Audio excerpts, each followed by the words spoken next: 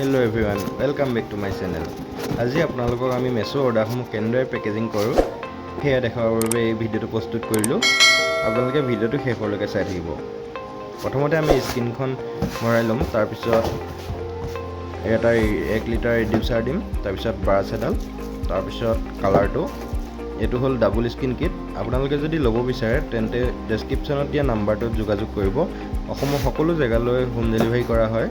আপোনালোকে মেছ'ৰ জৰিয়তেও ল'ব পাৰে।